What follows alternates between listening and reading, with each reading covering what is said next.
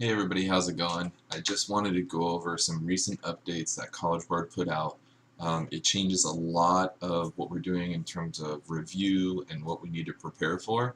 So I wanted to go over that with you and just give you some updates about how this affects our schedule, over the closure, and when we return. So this is a link from the College Board website that I've posted on Google Classroom, so you can view this link on your own as well. And what they talk about here are two major changes to the AP exam and to our actual class. So for all AP classes, the main thing that they're putting out today is that traditional face-to-face exam administrations will not take place. So even if we return to Walnut High School on April 20th and we are ready to, administer those AP exams, we're not going to administer those AP exams at Walnut High School. Okay, in place of that, what we're going to do is, or what College Board is doing, is they're allowing students to take exams from home. So the exam administration, it says for this year, students can take a 45-minute online exam at home. And they talk about they're developing those exams right now, so they don't know exactly what's going to be on the exam, what type of questions, things like that, but they have released a few updates about the exam.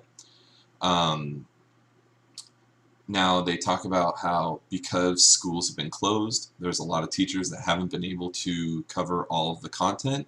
So because of that, they say that it says the exam will only include topics and skills most AP teachers and students have already covered in class by early March. So for a lot of classes, what that means is they're taking only the first 75% of the curriculum and testing you on that. The last 25%, the last quarter of the curriculum, they're not going to test you on it. And they talk about colleges are supporting this, and they've done it in the past in emergencies. You can take the exam on any device, computer, tablet, or smartphone, and you can even take a photo of handwritten work. So I'm sure they'll give more details about how that's going to work, but right now that's all we know. They talk about test security here, not as important, but let's look at, so down here as we scroll down, they talk about the course-specific exam information. So every single AP course is affected by this. So they go through and they talk about what content they're going to test. So look at the columns here. The first thing it says which the subject is, and it says the exam questions will only cover this first column, and the exam questions will not cover the second column. And they talk about the question type and then the dates. So for each class, it's different, right? But if we scroll down to Computer Science A, what they say here is the test will cover units 1 through 7, and it won't cover units 8 through 10.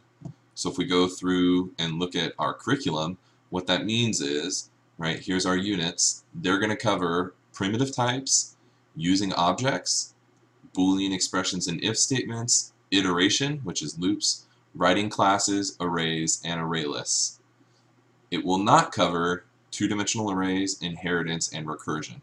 Now we've already covered these. We've done lectures on these in class. We've done testing on it, so I'm not worried about covering those again on the final. So what we're going to be looking at in terms of the AP exam is just units 1 through 7. Okay, so that's what they're testing us on the AP exam. Obviously, this affects the free response portion of the AP exam because they've told us that it was guaranteed that there were going to be 4 free response questions, and one of those was going to be a two-dimensional array. Now we don't know what is going to be on the free response. I don't even know what the exam is going to look like. It's only 45 minutes. So obviously they can't give you 40 multiple choice questions and 4 free response questions that they would expect you to take over an hour. So I don't know if it's going to be all multiple choice. It sounds like they're saying that you can take pictures of handwritten work, so they're leaving it open to having like handwritten work. So they could ask you to do free response questions. I'm not sure. They're going to release all that information on April 3rd. So it says further up in this page that they're going to release all this information about what the exams are going to look like, right? The full exam schedule, specific free response question types that will be on each AP exam, and additional testing details will be available on April 3rd. So that's when we will know more. But for now, just know the AP exams are still happening, but they're happening at home. there's going to be 2 test dates. They talk about exam date 1 and exam date 2, and they say one of them will be earlier and one will be later. The reason they're doing that is because some students are like, we're already out of school and I'm forgetting all the material, so I'd rather take it now. Or they'll allow students to take the later test to give you additional review. Because we're doing this review, I would still recommend taking the later test. It's probably going to be in May, and then the earlier test will probably be earlier than that. I'm doing that just based off intuition. I don't actually know that that's going to be the case, but I would still consider reviewing the material and going through. Now the second part that they don't really highlight on this page very much is in an email they sent to all teachers. All right, in this email, they say the same stuff about the AP exam administration, but they also say daily online review AP classes. And they say beginning on Wednesday, March 25th, students and schools will have access to free live AP review sessions delivered by AP teachers from across the country. And it's going to cover the reviewing everything from the first 75% of the course. What they don't say on here is that they're also going to supplement by releasing lessons from the last 25% of the course. And it says that the schedule will be posted online today. So if we look at, I don't have the schedule, let's see, right here. And if we scroll down to a AP Computer Science A, right, they have a schedule here where they are having online live lessons for 45 minutes about lesson 9.1, 9.2, and 9.3. Now obviously they're covering Unit 9, which is not on the AP exam. However, I'm guessing, because they haven't released a full schedule yet, after this they're going to start releasing review materials. Okay, so this is going to be additional review materials that you can use to review for the AP exam. Now because of that, because College Board's releasing this, and this is going to reiterate a lot of the concepts that we've already covered, and this is coming straight from College Board, I'm not going to post daily videos, because this is going to replace those daily videos. Right? Instead, I'm going to still hold open office hours every Tuesday and Thursday, and then I'm also going to assign these assignments on College Board that will help us to review for the exam. But I'm going to check it out, March 25th. I kind of want to see what the videos look like, and if I think that they're releasing good content, it seems like it's on par with what we've been doing, then I'm just going to have this fully replace the videos. If I feel like, well, they're not really covering the content the same way that I would, or it's not exactly what I think is best for us, then I'm going to continue to release daily videos. Okay, but I just wanted to update you on this. There's not going to be a online lecture today. On Monday, I'm going to release the for loop practice that I was planning on doing today, and then on Tuesday I'll have office hours for any questions on either the for or while loop review homework, or if you have questions about the AP exam and how this affects you. Remember that this is for every AP class. It's not just computer science. There's no face-to-face exams for any AP courses.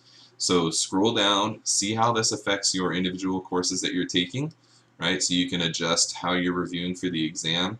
And then remember, on April 3rd, you can come back and see when these test dates are, the early test date and the late test date. Okay? Obviously, all of these are assuming that you're still taking the exam. In the email, they've also advertised that they are willing to give free refunds without the, whatever it was, $40 late registration fee or the cancellation fee. They will give you a full refund if you guys decide that you don't want to take the exam anymore because you are affected by this coronavirus outbreak and you feel like you can't review for the exam. If you're here listening to this video and you've been following along with the videos so far, I think you should continue to take the exam. I think that you will be prepared for it, especially now that they're changing it, so it's only 45 minutes and it's only covering the first 75% of the units. I feel like everybody can be prepared for that. Obviously, some people, it's out of their hands and maybe they're affected a little bit more than other people by this school closure or the coronavirus outbreak, and that's understandable, but I would not cancel your test just because you feel like you don't want to study. Okay? Make sure we're still staying up with the content, and I really feel like everybody can be prepared for this exam. So I'm looking forward to your questions. Again, you can either post questions on the Google Classroom, You can email me privately if you have a private question about how this affects you, or you can show up to office hours on Tuesday at 9:30 in the morning, and I'll be there. All right, guys, I hope this is helpful to you. Again, if you have any questions, I look forward to hearing from you. Have a good day.